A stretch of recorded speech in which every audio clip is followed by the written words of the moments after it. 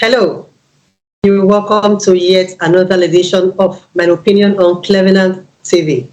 My name is Franca Demudia, and if you are just joining us for the first time, remember to sign up on www.clevenard.com and do like, share, and then comment on our posts. Thank you. This afternoon, we're going to be discussing the aviation industry and security surveillance in Africa. And our guest this afternoon is no other than the aviation expert himself in the person of Prince OLUFEMI ADENIJI. Prince OLUFEMI ADENIJI is an aviation expert that has spent over 42 years, if I'm not mistaken, in the industry. He'll be answering every questions you would have wanted anyone to provide answers to. Prince OLUFEMI, you're welcome to My Opinion. Thank you very much. Good afternoon.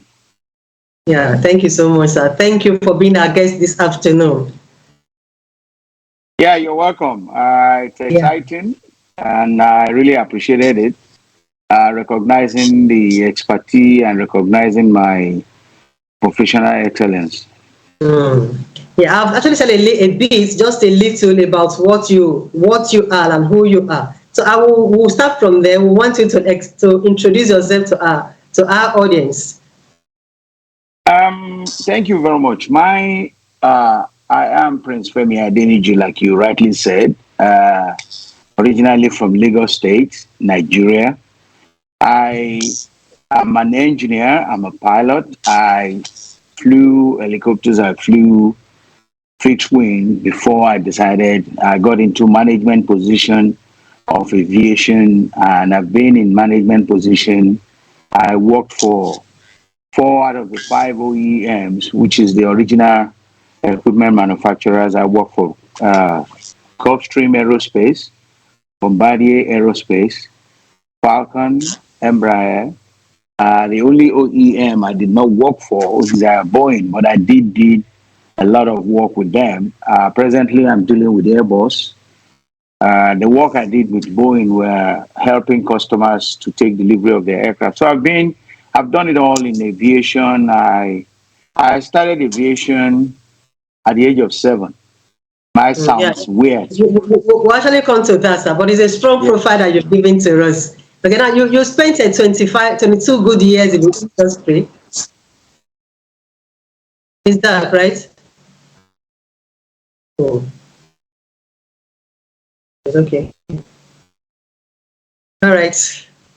It's okay. Oh, I was like, you spent 42 good years or more in the industry, and you must have had a lot of stories and to share with us. So what were the experience like? 42 good years is no joke.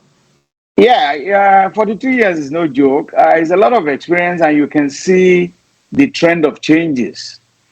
When I started, we were all out there excited. Everybody wants to be a pilot or an engineer.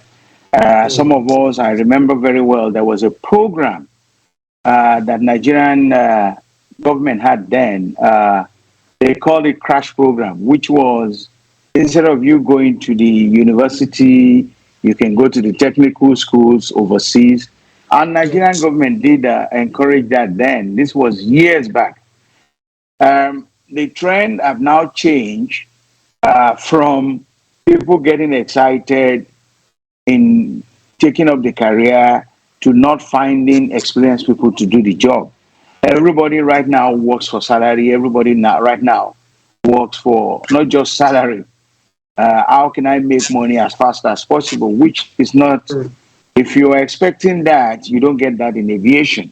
Because aviation is such a career that you must be interested in it. So my 42 years has been sales, maintenance, and I could see the changes from there was a time aircraft sales, it was buyer's market. There was a time it was seller's market. And what I mean by that is during the time of the buyer's market, when you buy the aircraft, you sell it at a higher price, which is what we are back on now. And there was a time when you buy the aircraft, you sell it at a lower price. So nobody wants to have the aircraft, which is what we're going into after the inflation.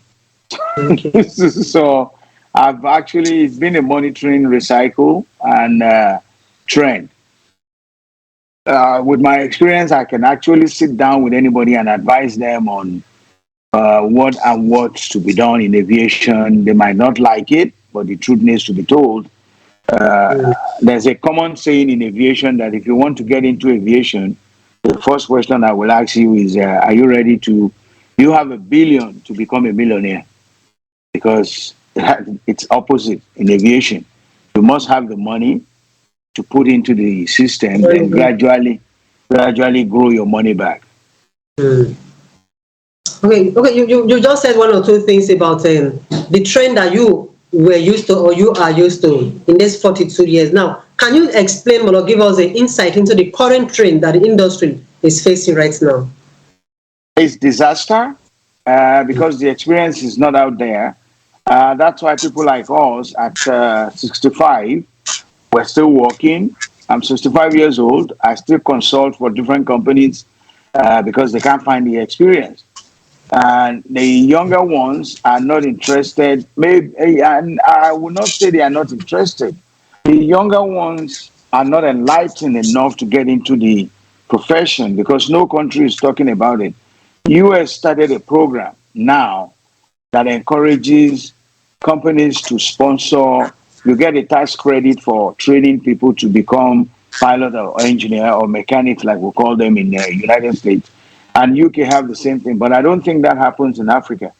So right now, it's going to be you. There will be a time where you will find, and I'm sure you are seeing them now, expatriates coming to different countries to work for the country because the country Mm. cannot produce what they have. The money is not there. And if the money is not there, you're not willing to spend the money. People goes for things that are faster, that they can get money easily. Really? What do they call it? Easily on it? Stock trading, Mm. Sorry. cryptocurrency. Those are all the things they're getting into now. Okay. It's all right. You just made mention of the issue of funding and all that. Now, in the industry, is there any role that the government, okay, the leadership of that of the country can play in funding the aviation industry? Oh, big role. Number one, if you don't have a good security, you don't have a good economy. I don't care where anybody takes it to. If your security is not good enough, investors will not come there. And the government needs to encourage investors. They encourage investors through tax free for so many years, tax rebate for so many years, tax holiday, they call it in Africa, benefits like waiver for someone that wants to invest. If you start up a company, I'll be making reference to a lot of what I've seen in what is going on in the United States and other part of the world. Fortunately, I worked in Nigeria with Bristol helicopters by the likes of Pan African Airlines, Nigerian Okay. Airways before I came out of Nigeria. So I have an idea what is going on with the government in Nigeria. I will use Nigeria for example, and what is going on in the United States. And I've been opportuned to work in places like Tanzania, Singapore, India, uh, Okay. England. So I can give you a little brief of what is going on around the world. The government, coming back to your question, the government has a very big role. If you Mhm. go to the bank in United States, the moment you mention investment in Nigeria, the first thing the bank will tell you is, sorry, we don't honor their letter of credit. They don't honor contracts. And this is all based on the government. Who is the government? Leadership. If the leadership is not experienced, and I keep saying it, to run aviation, you need an experience. When I mean experienced person is not someone who has been to flying school for 2 years and comes back and gives himself a captain. They make it. It's like you Okay. picking an untrained doctor to become minister of health. That's disaster. So the government has a very big role to play in aviation and Mm. funding of aviation. Yes, all right. But how do you think we can begin to encourage, because what you rightly said, that the people not qualified to handle a particular position are being put in place. But how do you think we can begin to rectify this trend that we keep saying? Let's still narrowing it down to the aviation industry. Okay, the solution is always there for any problem. Yes, when you become DG, ministers, I know the position is political, but nothing stops you getting recommended candidate, either on contract, but then because what you are looking for in that person is to develop the industry. So you can get experienced people, put them on contract if they're not part of your party. In in United States, party doesn't override professionalism. Mm. Professionalism takes effect. It doesn't matter which party you belong to. If you belong to Republican or Democrat, it might influence in a way that it will make your confirmation faster, it will make your assignment faster. But if you are qualified, you are qualified.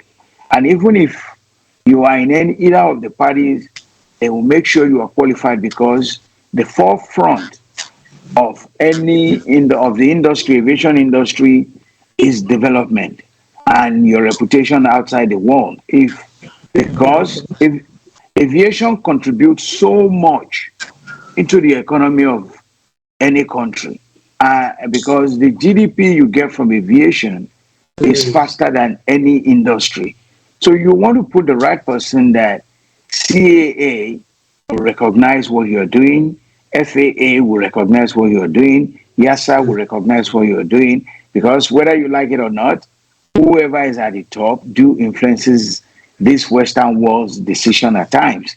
Because I do get all the questions, I do get all the answer what's going on in your country. If you are this experience here that everybody is calling on you, what is going on in your country, which is a shame, but it is what it is. Some of us are not everybody will be politician.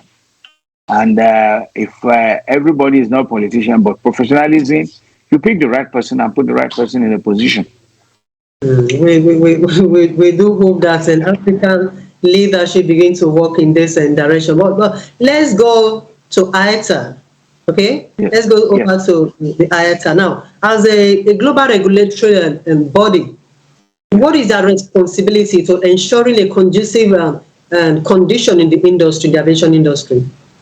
Actually, regulatory is done by ICAO.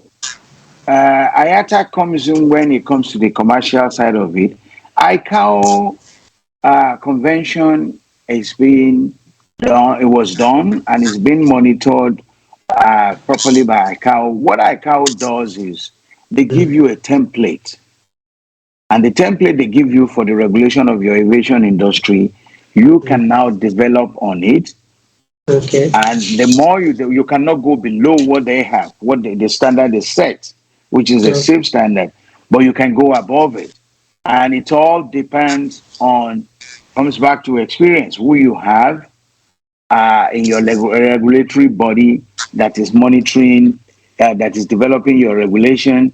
Uh, in Africa, we have some African countries that are par with our cow regulation that are doing very well. You'll be Mm. shocked when I mention countries like Gambia Okay. Gambia has been recognized very well by FAA, by CAA, because of their being straightforward, because of their being strict on their regulation. And being strict on regulation is they work with the operators. They understand what the operation is all about. Meanwhile, as big as you will expect the same thing in Nigeria, but unfortunately, the giant elephant corruption prevents things being done inexperienced. You bring guys from, I remember when I was in Nigeria, I had a press conference before I came concerning the regulation, the regulatory body in Nigeria, that the way they are not encouraging operators at all. I understand they just grounded some airlines, which is Yeah. the same, there's a way, yeah, safety matters, but they have a way of selling their dilemma to the Nigerian populace by saying once they know Nigerians are scared, so the first thing they will tell you, any letter that comes out of NCAA, they will tell you, oh, due to safety reason, we are grounding these aircraft. So everybody will, the population will start looking that, oh my God, what have they done wrong? Meanwhile, it might just be as simple as refusal to give them what they asked for, or they are not willing to work with you. I will give an example of getting an AOC United States, which is Power 135, and getting an AOC in Nigeria. If you get your AOC in Nigeria in 4 years, you're lucky. In United States, it's a maximum of 30 days, 60 days max. If you have an issue, they work with you as they go step with the step. That's one example. The second example is if you are renewing your certificate, you go through the whole step again in Nigeria. Meanwhile, in other part of the world, it's not like that. They already have all your data, they already have all your information. What they work with you on is your airworthiness, it's your safety issues. And with the PMI, there's an inspector assigned to different companies, to different organizations. Those inspectors are expected every 3 months to go visit, review your paperwork. So when your renewal comes, it goes through. But the giant So, is so, found again. so that's supposed to be the responsibility of the NCAA in Yeah, Nigeria. Oh, okay. he has the responsibility of NCAA in Nigeria, and I'm sorry, the truth has to be told. NCAA in Nigeria is not helping business operators in Nigeria. I've said it in Nigeria. I'm saying it again. If you have someone at the top of NCAA, yes, the leader might not make a big difference with what we believe in management here in the United States, that the best manager is a manager that does nothing. But if you have subordinates that doesn't have a clue, they will kill the industry for you. And that's what's going on in Nigeria. But recently they just did something like, for example, some airlines were grounded in the country, and the reason they gave was because they failed to meet up with the financial obligations to run the airlines. Okay, so one would think they are doing one of two things, but apart from what they've just done, what is actually the responsibility of the NCAA? The responsibility of that is part of NCAA responsibility too. But before you get to the point where you have financial, is NCAA paying their own salary on time? Are they not owing salary? Or you are chastising somebody for owing salary?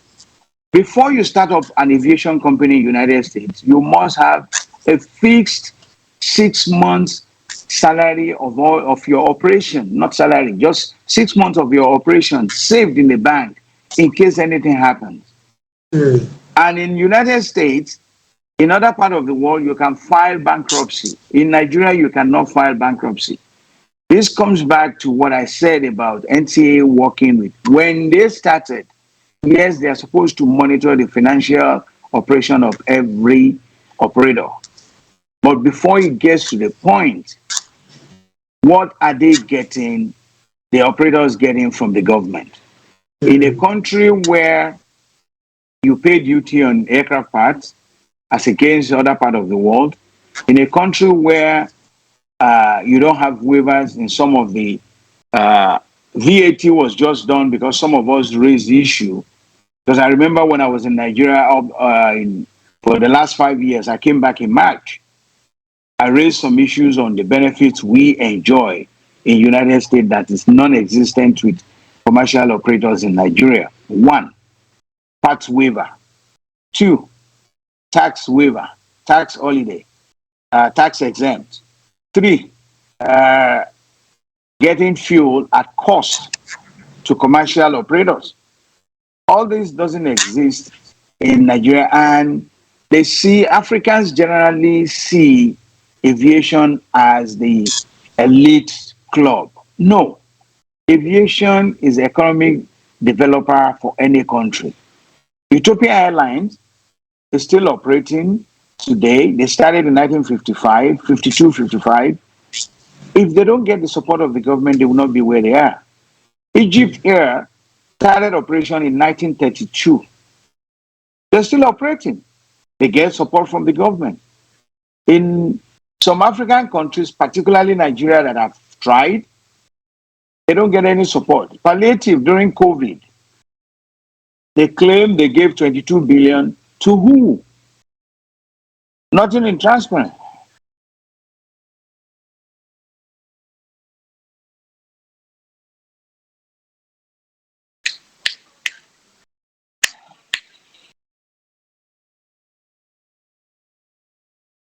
Thank you.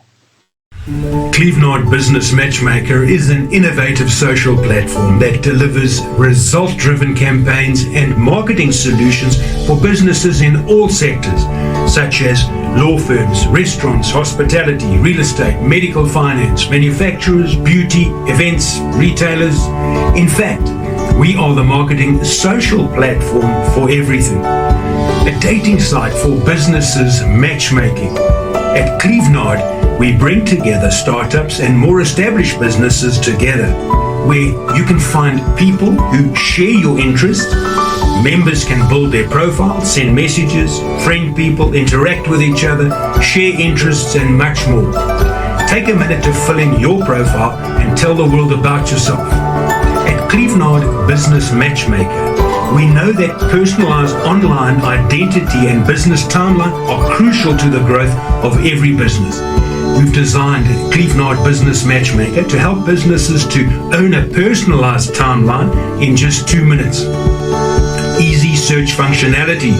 The personalized timeline is designed to feature all your business ideas with complete search functionalities, which help users navigate through all your listed services, products, or ideas for customers to contact you directly.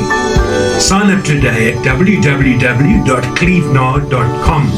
It's free. Thank you. Correction first. You call me doctor. I'm not doctor. Let me make it easy on you. Just call me Femi. Yes, COVID. COVID impacted a lot of businesses drastically. Aviation industry, and the responsibility lies on both the operator and both the government. The reason it affected everyone so much was, if you remember, the name given to COVID-19 was new COVID-19, because new pandemic, in the sense that it was unexpected, nobody expected it. And if you sign contract those days, pandemic was never included. It's always the clause that is always there is war. Nobody thought of pandemic. Yes. So when the pandemic came in, it was a shock. There was no vaccination. There was no medicine. There was no cure for it. Everybody now started rambling, shutting down. And aviation, you make your money. It affected aviation so much because you make your money through transportation, moving goods, moving people. And who are the people affected by this pandemic are people. So there was no movement. All countries were in panic mode, shutting down all their operations, shutting down all the airlines. So the aviation industry was drastically affected. Yes, and that was why the government took it upon themselves in different countries where they can support the airline startup to revive gradually, but the government had to put in chipping help, what we call uplifting. Even the uplifting in government, I will use you as an example. Each citizen taxpayer in the United States got to the tune of $3,000 back from the government for staying at home because they know your profit is affected.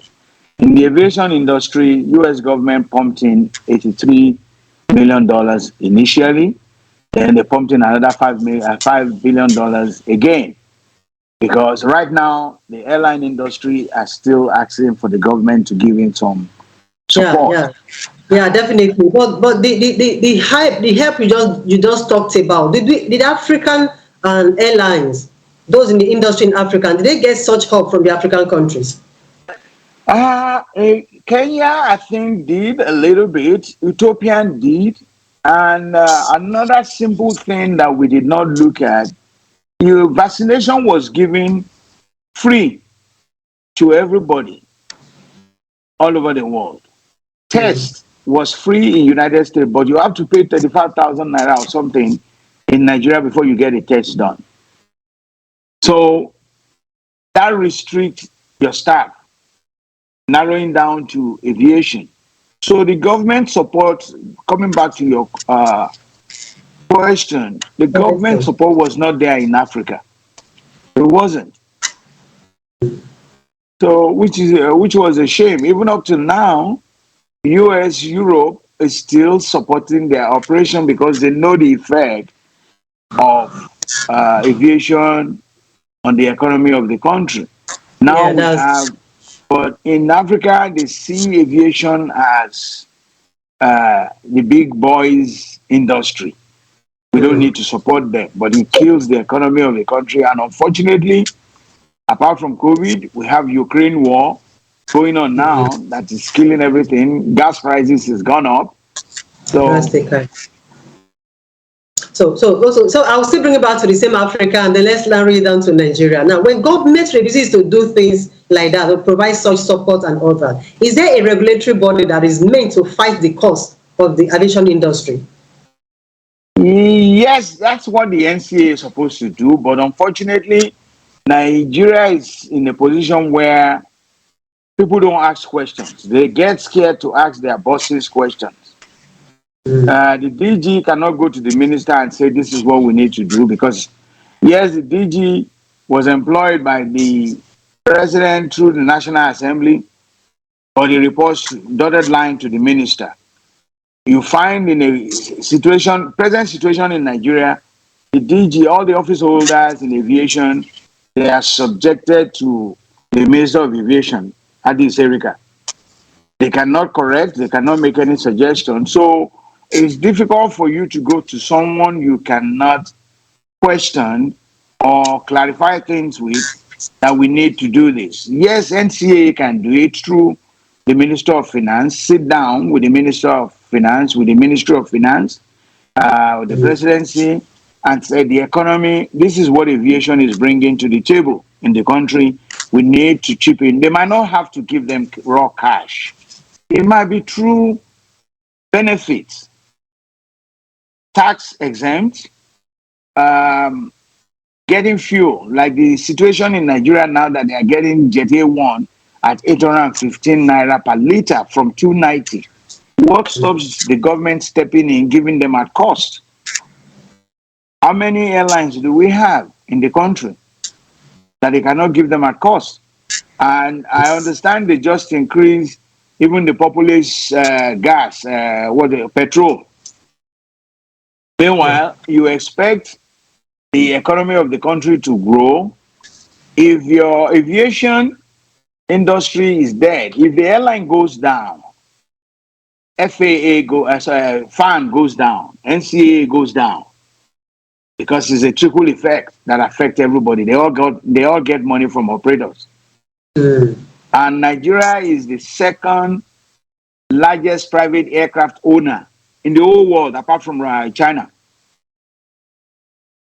So how do we justify it? So until we get to the point where the subordinate can make in suggestion, it's going to be tough in Nigeria. The DG cannot tell the minister what to do. So it's all right, sir. Now, you talked about the support that was supposed to be given to the industry that is not there, and amongst other issues. But currently, as it stands now, what do you think is the threat to the industry in Africa? What do I think is? Can you repeat the question? The threat. The trend in Africa is going. Some are doing well with the government attacking the situation dead on. Rwanda Air is there. They are not making money that much, but they are making a do because the government supports them. Ethiopian Airline is still flying, building No, bigger sir. and No, sir. bigger. I don't think you got my question. My question is currently as it stands now. We talked about the financing and there's some other issue. Now, what is the threat facing the industry in Africa as it stands now? The threat is money, Oh, okay. government support, government support. And when I mean money, I don't mean physical cash. Encourage investors to come in. And you encourage investors by giving them incentives, by giving them benefits. Once that happens, giving them the security. Because if you invest, if you give an investor all the benefits you can think of, if the security, if it's not safe, it's not going to come there. He or she will not come there. So the government have to assure security of the country and benefit to investors. Okay. And stand by their contract. If not that, if you government of Buhari gives 25 years holiday to investor A, when government of PDP or whichever party or Labour or which party comes in and say, oh no, that agreement you had with the previous government does not hold. We're reducing it. That's standing by the contract. So continuity. All right, we're still going to be talking on the threat to the industry, but for now, I want you to differentiate drone technology and the aviation industry. Yes, there's no different. Drone flies in the air. It's part of aviation industry. And the only difference, the one we remove are the military drone. When it comes to you flying drone, there are different type of drones. You flying drones that you now have to put ammunitions, little drones, we call them, drones that carry ammunitions. And most of the drones that a lot of African countries call drone are the toy drone that you fly below 10,000 feet, 10,000 feet down. We have drones that, fortunately, I'm involved with drones that fly as far as 15,000 feet, 20,000 feet above sea level that you cannot detect. And they are capable of fighting crimes. They are capable of taking pictures. They are capable, which, unfortunately, this type of drone, sophisticated drones that use all sorts of fuel, are introduced to Nigeria. But We're actually going to talk on. We are actually going to talk on that. So I'll give you a few minutes to talk on that. Okay. Actually, I want you to first of all explain how important is a drone in security and surveillance. Very important. Very important because how does that work? Yes, you don't need the airport to launch drone. There are some drone you can launch on the road. There's some drone you can launch on the field. All you need is a small football field to launch your drone. And they are mobile. You can move them around.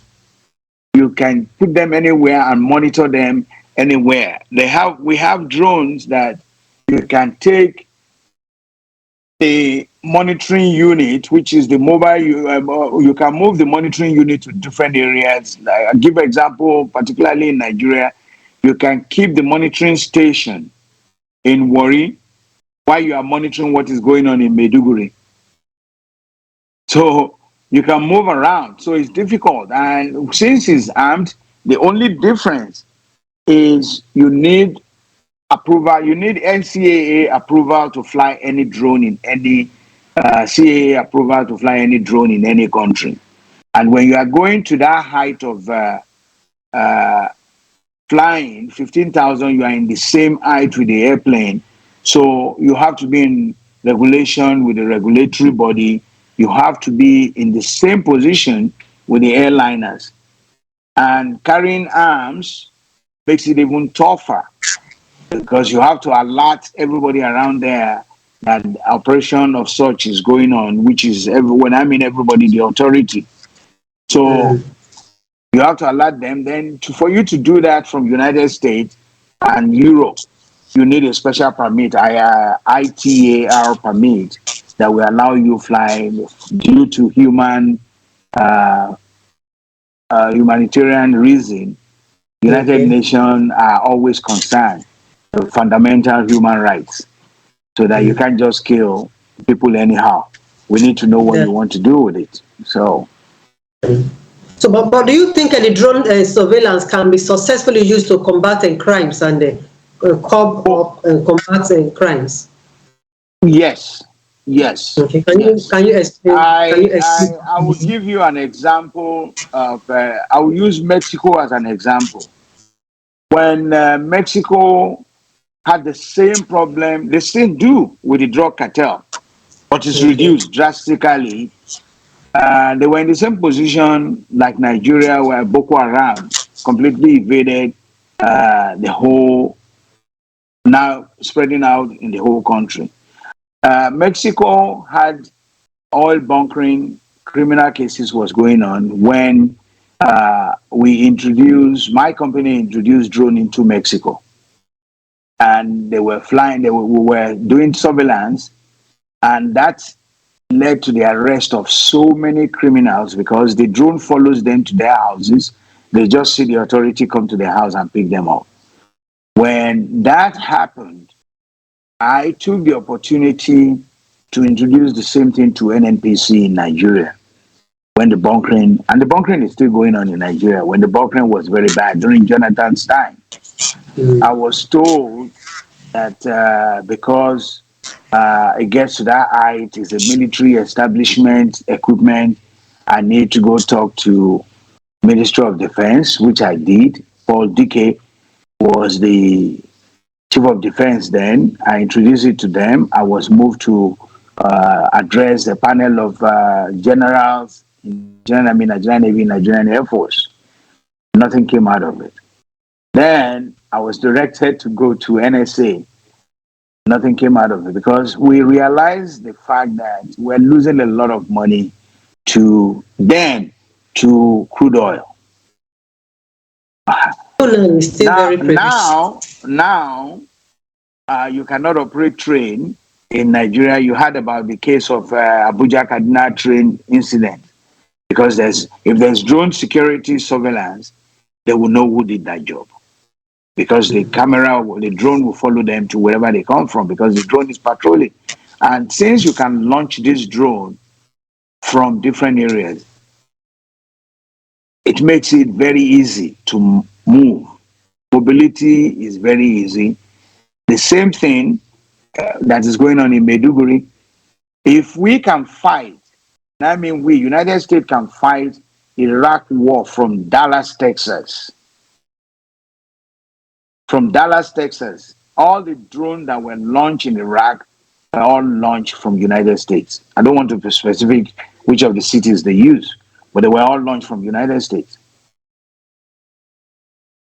I've gotten that perfectly. But what are your recommendations now if Nigeria, or let me use Africa now, wants to get the help of the drone technology combined in combating crimes and all that? What are your recommendations? I have made recommendations to the NSA. I have made recommendations to some of the power that be that they can lease. If they don't even have the money, but we have the money to operate, they can contract the drone to the expertise here. They operate it, get the result, because life matters a lot. Until our government come to terms that their job is to protect the life and health of citizens of Nigeria, it matters. Once they get that, they can contract it out. And when you give it on contract, means 100%. And one good news I will give you is contracting exercises like this to an American company where corruption is a big deal, which is one of the reasons why I left Nigeria, because you go to jail as an American citizen if you give money to anybody anywhere. And the government knows you are going to jail. So we'll fight it. And if they give it to a reputable company, there's a solution. Sir, we've talked enough of the threats, and you've talked of the solutions and the recommendations and that we can actually bring into place to make things work. But now I want to talk of the consolidation of the aviation industry. A few weeks back, I had an interview with an expert, another expert, aviation expert, and he made mention of consolidation of the aviation industry in Africa as a solution to many of the problems that we are facing. What is your take on that? My take is, yes, it will work. I'm having an echoing. I don't know if it's from my hand. Yeah. Can you hear me? Okay. Okay. Okay. It will work if we consolidate, if we can work as a team. In 1988, there was a Yamoussoukro Accord, the agreement that was signed by African Union for African countries to come together and operate together, because if you are traveling, which was renewed in 1999, and then they came up with SATAM, Single African Trade Marketing. They came up with that, but the problem with it will help African countries. If you are traveling from Lagos to Congo, it's like you traveling around the world. You will spend nothing less than 20, 30 hours to travel to Congo that you can go direct 8.5 hours, which doesn't exist in the United States. It doesn't exist in Europe. All European countries you can fly in due to no visa within, except UK now. And even with the UK, the visa system is reduced. The debacle of getting visa is reduced. Africa, part of the challenges we have is interacting with ourselves. Ordinary Benin, next to Nigerian Federal Republic of Nigeria, there, it's difficult for you to travel between Lagos and Benin. The debacle you will face going from Lagos to Benin is, so you can now look at what you will get. That is what makes it very difficult to have a typical one single African alliance organization. The Francophones are different from the Anglophones. If you fly from Lagos to Abidjan, landing charges in Lagos might be 300. I'm just being hypothetical here. $300 to get landing charges in Lagos. When you get to Benin, because you are coming from Nigeria, they might charge you $1,000. If you are coming from Kenya, because they have a good relationship with you in Kenya, they might charge you $400. If we have a single charges understanding, then regulations.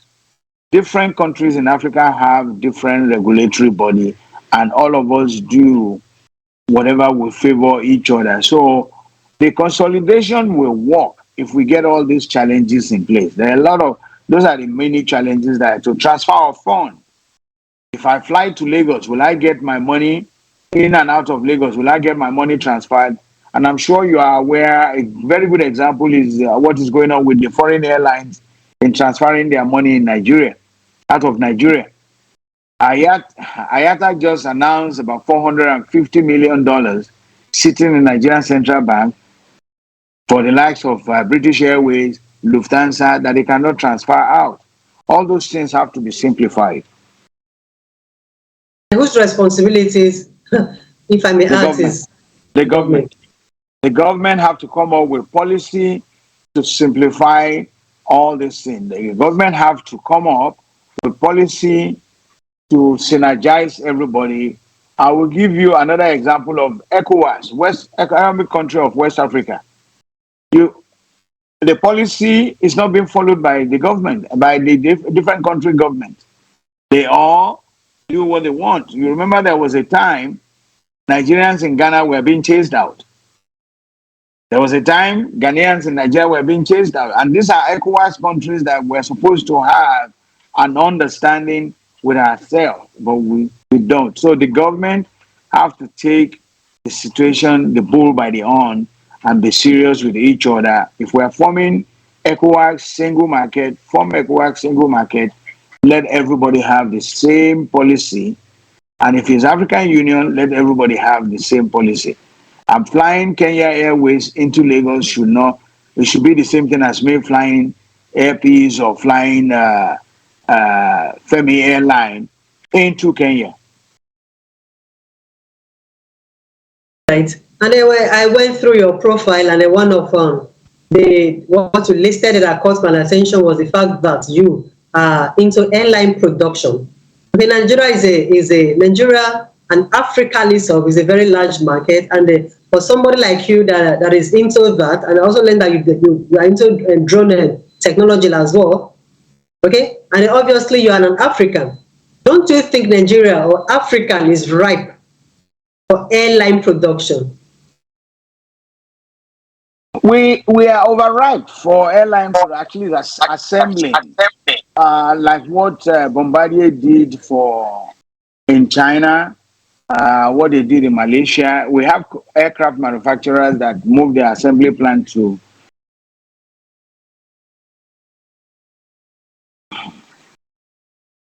Okay.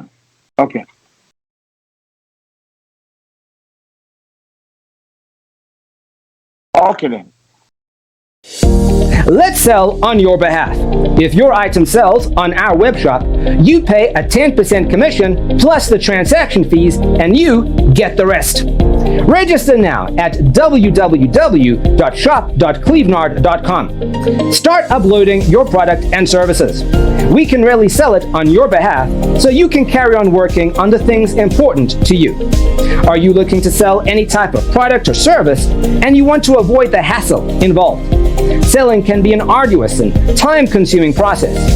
At Clevenard Super Shop, we will be happy to take over the workload of promoting or selling your products or services. All you need to do is to register at www.shop.clevenard.com, enter your shop or vendor information, and then start uploading your product and services. We will do the selling. Now, be ready to get more sales and awareness. Start making more money from your business with Clevenard Super Shop by partnering with us today.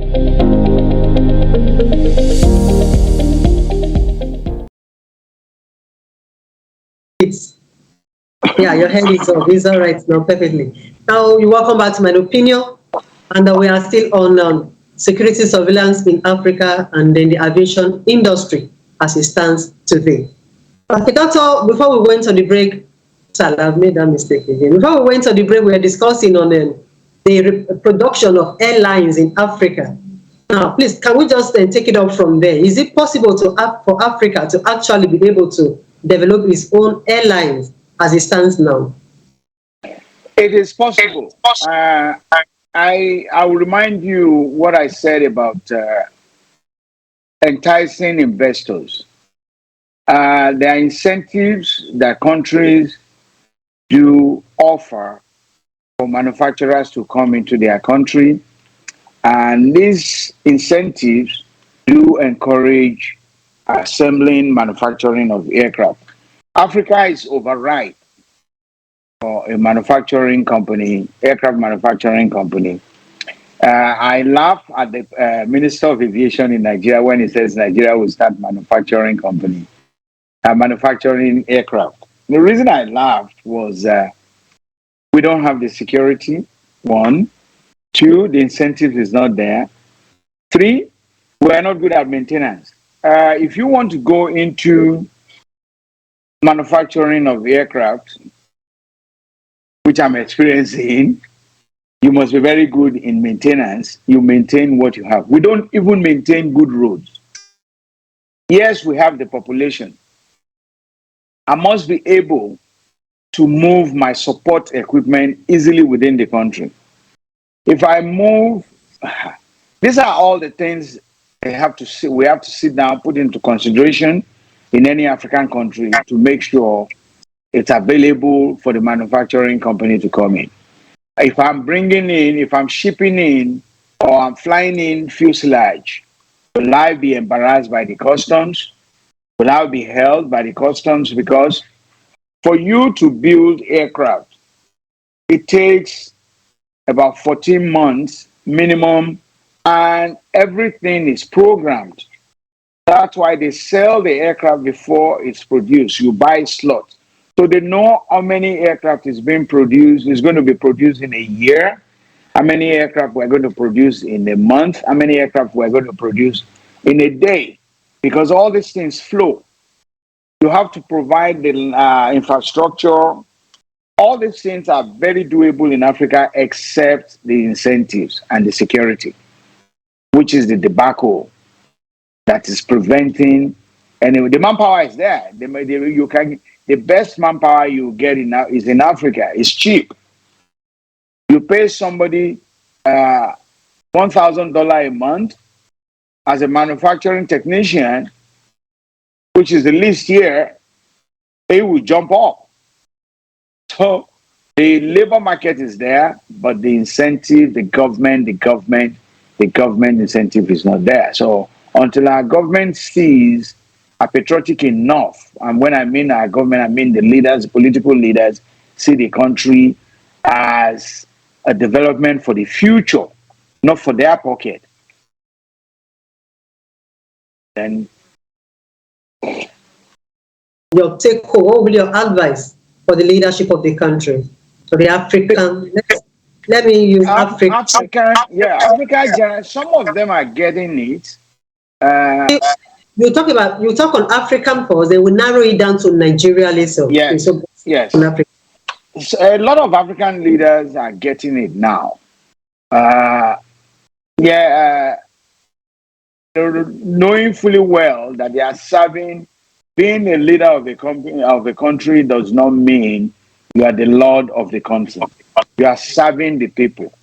They voted for you until all African countries start seeing that. And some African countries are seeing it now. Countries like Ghana, Rwanda, Uganda that have dealt with the government, they are seeing it. They are seeing that running the country, it's not family affair, but citizen affair, that the citizen voted for us.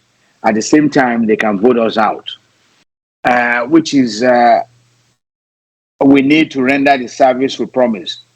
If it comes back to the citizens too, if the citizens ask questions, the leaders will be scared, they will do the right thing. You cannot tell me that I want to be a leader of Nigeria. I don't have any program. I just tell you I want to be a leader, I belong to this party. What are my programs? I'm supposed to tell you. How do I plan to achieve my programs? This is the budget of the country.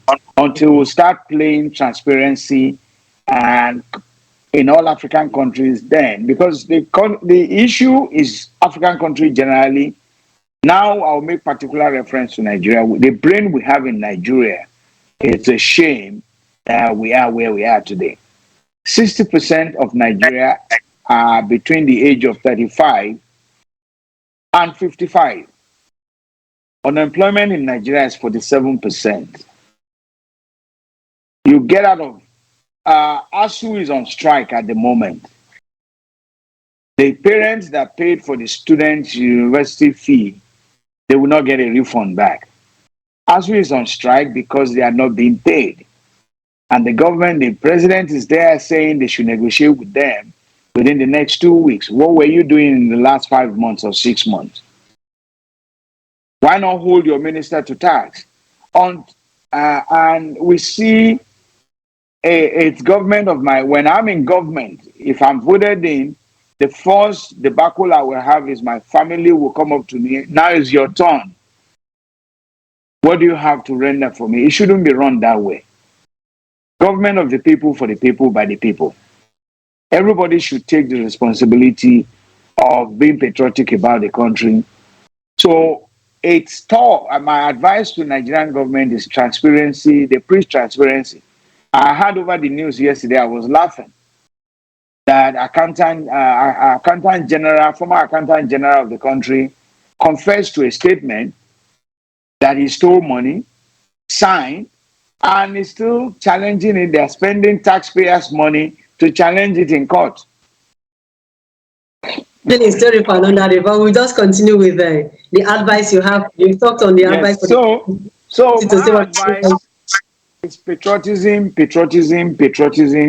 They should see the country as, see their leadership role, their opportunity as service to the country. And pick the right person, and put the right person in the right position. Is that right? So now to the regulatory body.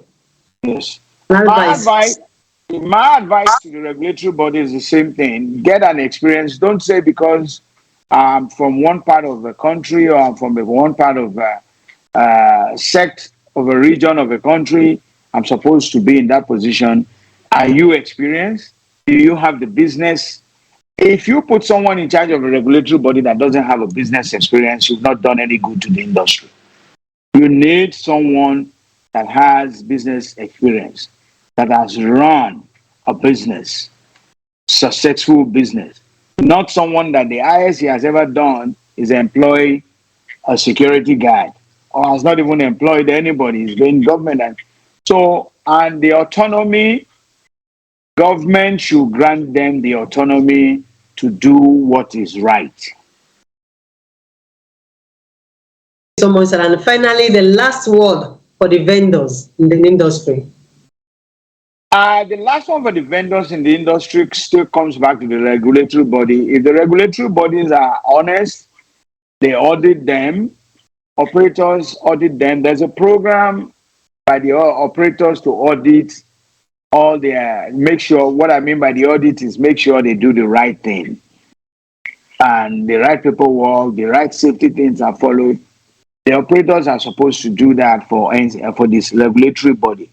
If regulatory body has someone, their representative monitoring the operators, the operator can monitor the vendors. So everybody will operate in a safe mode. It's OLUFEMI ADENIJI. It was a pleasure having an opinion today.